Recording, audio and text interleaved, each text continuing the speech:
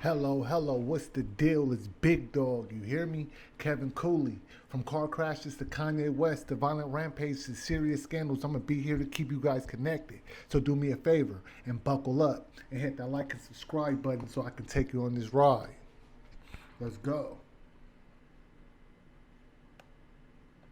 I'm taking you back to Dana Point. This is an update on the Vanroy case when he ran over and stabbed the ER doctor, Mr. Mamoni. So let's go. The truth finally comes out. Nothing more, nothing less. We're dealing with the mentally ill psychopath who perverted the scriptures to justify his wrongdoings.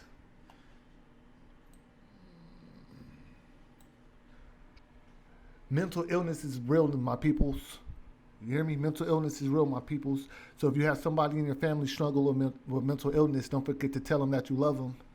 And you can call your local 211 for if they're dealing with any psychotic episodes. My question to you guys is, do you think he's on the plea insane? Let me know in the comments below. Let's get into this. Buckle up. We're about to take a ride. It's going to be no pit stops. Let's go.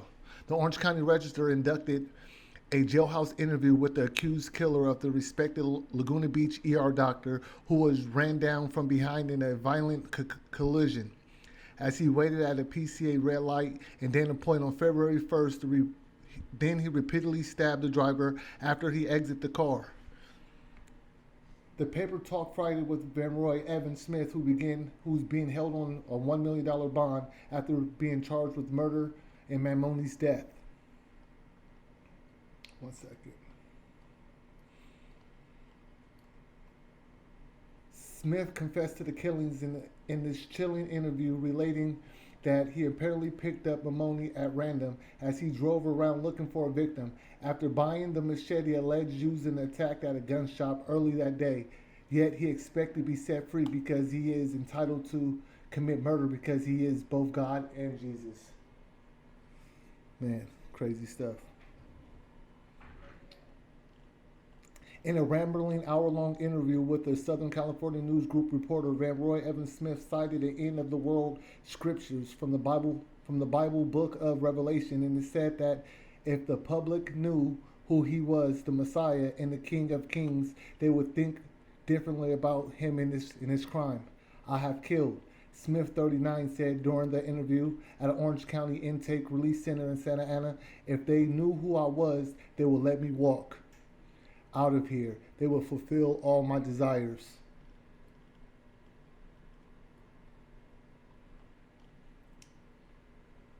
Smith, who was diagnosed with paranoid schizophrenia and bipolar disorder, followed a 2002 episode denied being mentally ill.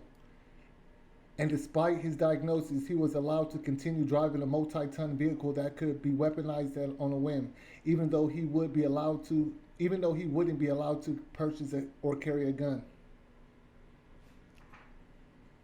Smith also declined using racial slurs, uttering comments about white privilege, despite sometimes racist reports that continue to circulate on conservative media sites.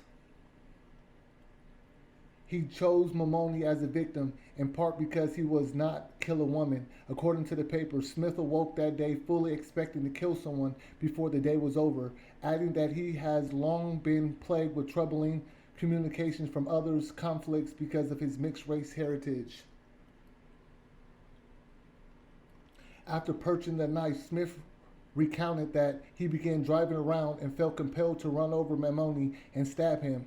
It was in my right, he said, rubbing his hands against his eyes while adding that he feels no remorse for the killings. He was in the crosswalk and presented himself. Smith cited the story of the Last Supper in Gospel of Luke as a justification for purchasing a knife. Then Jesus asked him, "When I sent you without purse, bag, or sandals, did you lack anything?" "Nothing," they answered. He said to them, "But now if you have a purse, take it, and also a bag.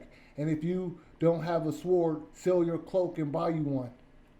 It is written, and he who's numbered with the transgressor transgressor, and I tell you that this must be fulfilled in me.